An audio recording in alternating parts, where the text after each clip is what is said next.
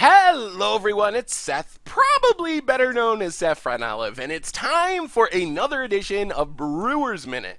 So this week, we're talking about one of my favorite things, infinite combos, and some of them are pretty janky. So this is a list of 7 infinite combos for the modern format, and I don't have deck lists for these yet. I don't know if anyone has deck lists for these yet, but these are really interesting and powerful infinite combos that seem like they're pretty close to being competitive. Definitely like kitchen table or F&M competitive, maybe even more competitive with the right build. So since I don't really have deck lists for these or anything, I figured that we'd spend a couple minutes to just go over these combos, and then maybe with our brain power combined and the help of posting some deck lists in the comments and so forth, maybe we can come up with some really sweet competitive lists for some of these combos by all working together. So basically, I'm going to throw these combos out there for all of you, and then you can throw them back to me with some sweet deck lists and ideas. Anyway, a quick reminder before we get to the combos. If you enjoy Brewer's Minute and the other series here on the site,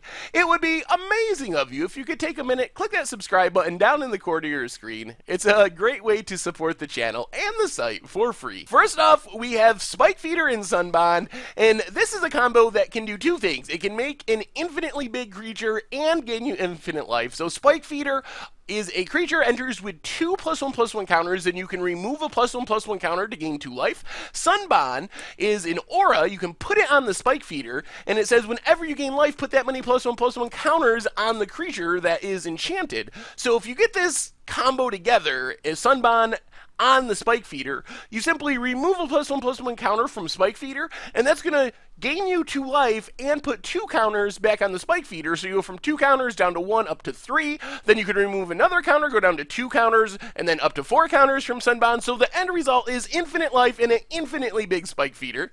And next we have an interesting combo featuring Quill Spike and Devoted Druid. So Devoted Druid is a creature that taps for a mana, then you can put a -1/-1 counter on it to untap it. And then Quill Spike, you can pay a black or a green hybrid to remove a +1/+1 counter from a creature you control, and it gets +3/+3. So how this works is you tap and untap Devoted Druid with that -1/-1 counter, use the mana from Devoted Druid to activate Quill Spike to remove the counter, which again allows you to tap and untap Devoted Druid for another counter, then you use that mana. The end result is an infinitely big Quill Spike, and maybe you can just win by attacking. If not, you got Rite of Consumption or Fling potentially to sack your Quill Spike and deal like 1,000,000 damage to your opponent directly to their face. Up next, we have an old one. This one used to be somewhat popular, never in Modern though. Niv Mizzet, the Firemind and Curiosity. Niv Mizzet says whenever you draw a card, it deals a damage to a creature or player. Curiosity says whenever an enchanted creature deals damage to an opponent, you can draw a card.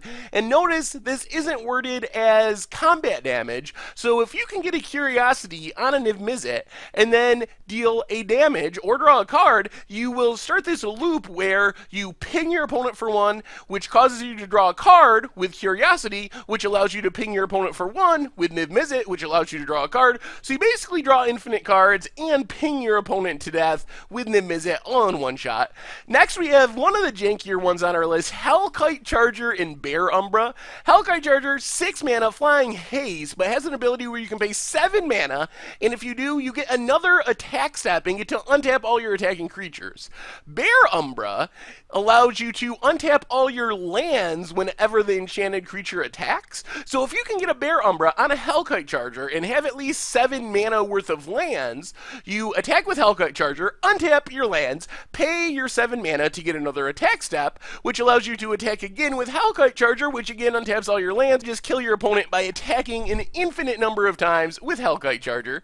Next, we have Duskmantle Guildmage and Mindcrank, which is interesting because both of the pieces are so cheap. So the way this works, Mindcrank says whenever opponent loses life, that player puts that many cards from the top of his library into his or her graveyard. So whenever an opponent loses life, they mill that many cards. Duskmantle Guildmage has an ability where you can activate it for 3 mana that says whenever a card is put in an opponent's graveyard from anywhere this turn, that player loses a life. So you can create this infinite loop as long as you can make 1 card go in your opponent's graveyard. They crack a fetch, you hit them with a Thoughtseize or a Duress. That first card goes in the graveyard after you activate Duskmantle Guildmage's ability with a Mind Crank on the battlefield, and you start this loop where your opponent's entire library is milled out, and it also deals damage equal to the number of cards in their library. So most of the time, your opponent is going to get drained out by their life total diminishing, thanks to Duskmantle Guildmage, but it also just mills their entire deck, so you can win that way as well if your opponent somehow gained infinite life or something. And then we have a wide range of combos featuring Presence of the God, an aura that lets you turn a creature into a creature with the ability to tap to make a 1/1 elf. So the trick here is to use Midnight Guard or Intruder Alarm, which are things that untap whenever a creature enters the battlefield. So say you get a Presence of the God on a Midnight Guard, you tap Midnight Guard to make a 1/1 elf warrior creature token, and that triggers Midnight Guard's ability. Whenever another creature enters the battlefield, you untap it. So it's a 2-card combo that makes infinite 1/1s. Intruder Alarm turns all your creatures into Midnight Guards, so you don't even need the Midnight Guard. You could be straight blue-green, put Presence of the God on maybe a hexproof creature for protection, and make an infinite number of 1/1s, because whenever you make the token, it's going to untap the creature that's enchanted. Thraben Inspector, on the other hand, cuts out Presence of the God and Midnight Guard and goes infinite with Intruder Alarm because it has Presence of the God built into it. You can tap it to make a 1/1 white human creature token, so when that token enters, Intruder Alarm untaps everything, you make another token. Soon you have a million 1/1 human creature tokens and can attack and win the game. And then last but not least, we have one of my favorites. This one makes infinite mana, also generates infinite enters the battlefield triggers, if that's relevant. So Nim Deathmantle, 2 mana equipment, but we're not really looking to equip it. It has an ability that says whenever a non-token creature is put in your graveyard from the battlefield, you can pay for and you return that creature to the battlefield with Nim Deathmantle attached to it. So Composite Golem is a 6 mana 4/4 that says you can sack it to add a mana of any color, basically 5 mana. So what you do is you get the Nim Deathmantle down, it's only 2 mana, it's sitting on the battlefield, then you play your Composite Golem, you can immediately sack it to add 5 mana, and then Nim Deathmantle will trigger, but Nim Deathmantle only costs 4 mana for the ability to return Composite Golem.